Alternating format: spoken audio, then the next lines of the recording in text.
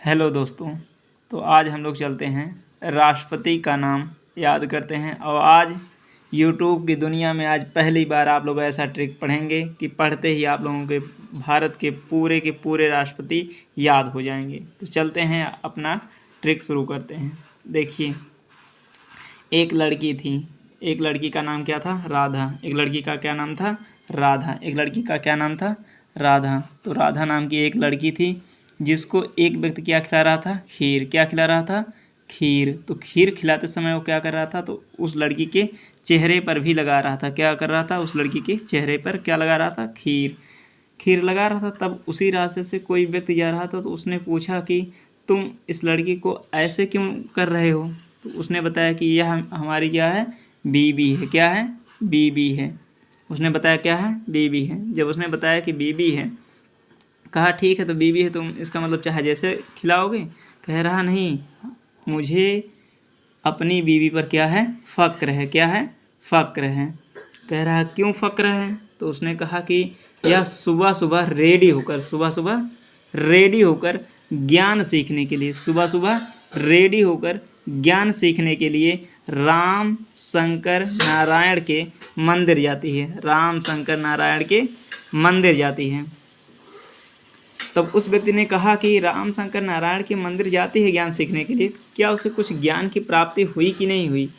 कहा हम तो अभी तक कभी पूछे नहीं हैं, आज आएंगे तो हम पूछेंगे।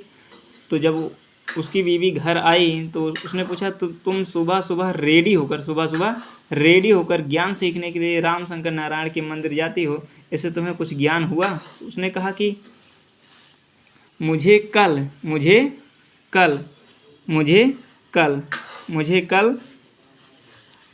अपनी प्रतिभा दिखाने के लिए रानी मुखर्जी और गोविंदा ने बुलाया है।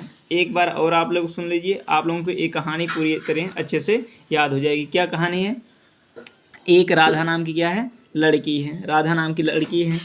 उसको क्या खिलाया जा रहा था? खीर। उसको क्या खिलाया जा रहा था? खीर। जब खीर खिलाया जा रहा था तो जो खीर खिला रहा था उसके चेहरे पर खीर लगा रहा था। तो उस व्यक्ति ने क्या पूछा कि ये हमारी, तुम ऐसा खीर क्यों खिला रहे हो? तो उसने कहा कि ये क्या है? हमारी बीबी है। उसने क्या बताया? बीबी है। तो उसने कहा तुम्हारी बीबी है तो तुम ऐसे खिलाओगे?